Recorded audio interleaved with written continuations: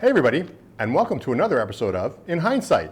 This is the show where I sort of take treats that I reviewed a long time ago and try them again to see if my tastes have changed or anything like that, or if my opinions changed, or maybe sometimes the treat has changed too.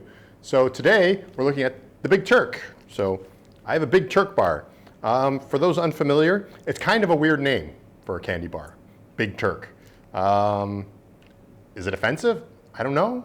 I'm not Turkish, and I don't know. So I don't know. It's not really my place to be offended by it, but it's been around for a long time and nobody said anything, so I guess it's okay.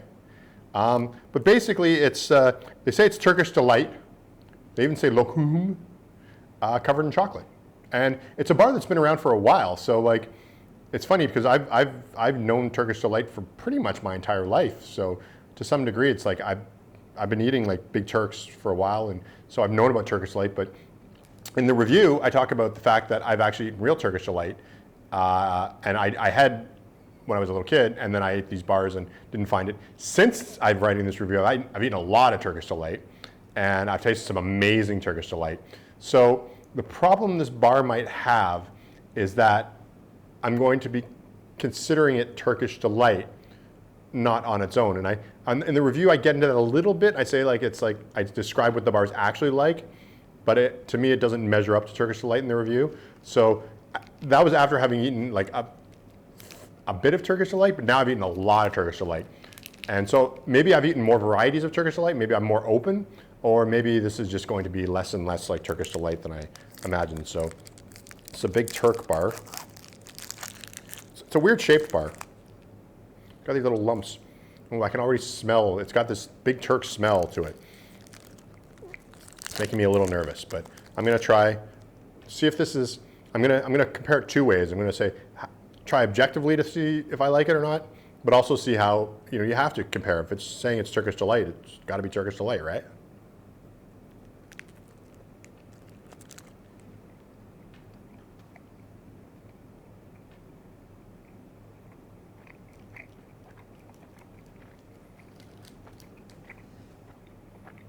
It's chewy.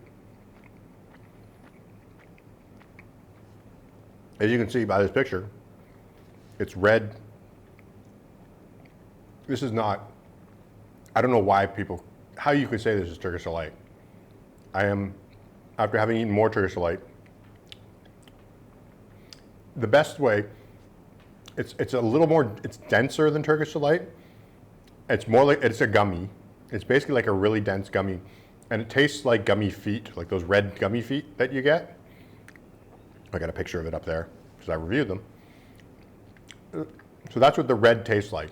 It tastes like those gummy feet, but a little denser, not quite as chewy, but more sort of a denser block of that. And it's like, so it's fruity. And so then you get the chocolate's almost lost, like the gummy flavor, like you kind of get a bit of creaminess, but it's like the gummy flavor just totally demolishes the chocolate. If you wanted to make a Turkish delight bar, you need I understand the Turkish delight probably in this case has to be denser because it's being packaged. So I'm sure that's the reason why, but it just doesn't feel like it. Like it needs to be lighter and smoother. Maybe a flavor too that isn't like just this sort of standardized candy red flavor, like fruity flavor. Rose water is an exceptional flavor, and rose water Turkish delight is amazing. And that with chocolate would, fantastic. It'd be perfect. More chocolate, more subtle flavor. You need a flavor for that. You need to balance with the chocolate flavor, and maybe go for like a rose water flavor. I know that might not be the most popular. Maybe do a special edition one or something like that.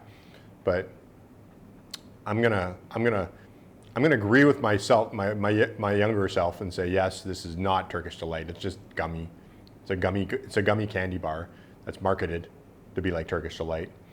I didn't realize maybe the density. I didn't mention that in the review.